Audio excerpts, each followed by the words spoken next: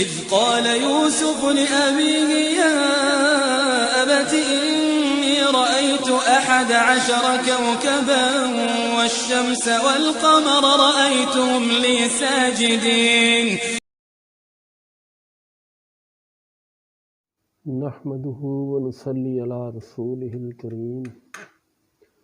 أما بعد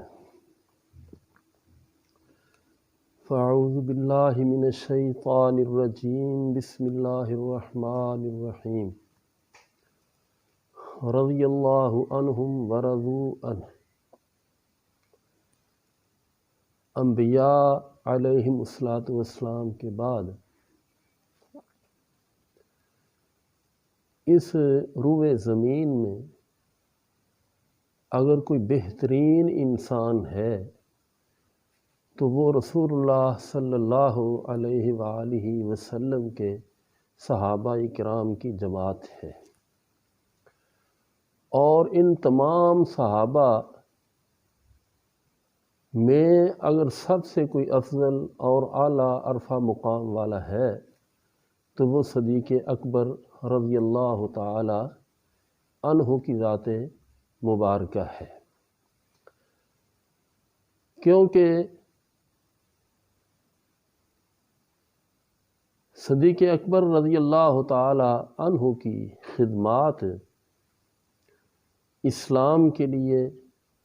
بہت زیادہ ہیں، اس لیے رسول اللہ صلی اللہ علیہ وسلم نے ارشاد فرمایا تھا کہ میں نے دنیا میں ہر آدمی کے احسان کا بدلہ چکا دیا ہے، لیکن صدیق اکبر رضی اللہ تعالی عنہ کے احسانات کا بدلہ میں نہیں، قیامت کے دن اللہ تعالی چکائے گا۔ اور صدیق اکبر رضی اللہ تعالی عنہ کو یہ مقام حاصل ہے کہ رسول اللہ صلی اللہ علیہ وآلہ وسلم نے اصرار کے باوجود بھی صدیق اکبر رضی اللہ تعالی عنہ کو امامت کروانے کا کہا تھا۔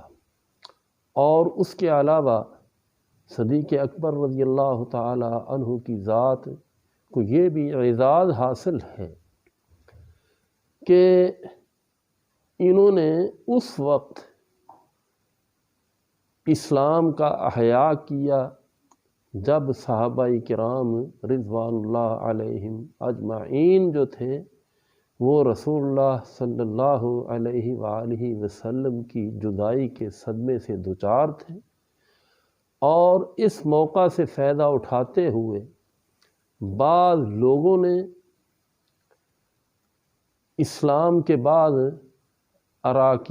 بعض رکنوں کا انکار کر دیا تھا، مثلا زکوٰۃ کا معاملہ تھا، تو بعض نے یہ کہہ کر انکار کر دیا کہ زکوٰۃ وصول کرنا یہ رسول اللہ صلی اللہ علیہ وسلم کی ذمہ داری تھی، کیونکہ اللہ تعالیٰ قرآن مجید میں فرماتے ہیں وَتُزَكِّيهِمْ کہ تو ان سے مال لے کر تو ان کے مالوں کو پاک کر۔ اور جب رسول اللہ صلی اللہ علیہ وسلم دنیا میں نہیں رہے تو اس لیے یہ زکوٰۃ کا حکم بھی ختم ہو گیا، لیکن صحابہ کرام کے کہنے کے باوجود بھی آپ چند دن انتظار کر لیں، تو صدیق اکبر رضی اللہ تعالی عنہ نے کسی مصلحت کے بغیر اس فتنے کو کچل دیا تھا۔ اگر آپ کسی مصلحت کا شکار ہو جاتے تو یہ رکن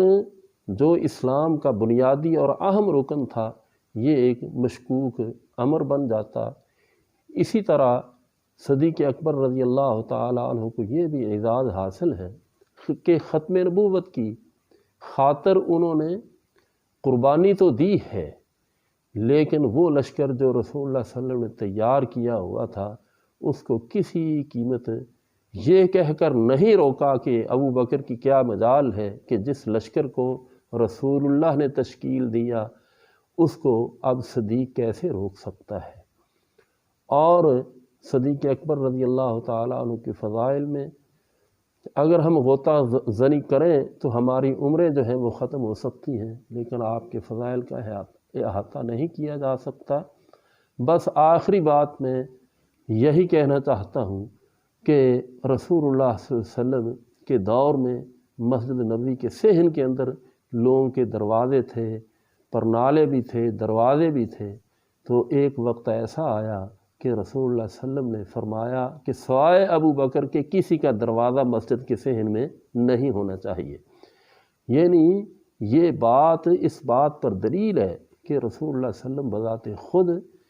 صدیق اکبر رضی اللہ تعالی عنہ کا کتنا احترام کیا کرتے تھے۔ دعا ہے کہ اللہ تعالی ہمیں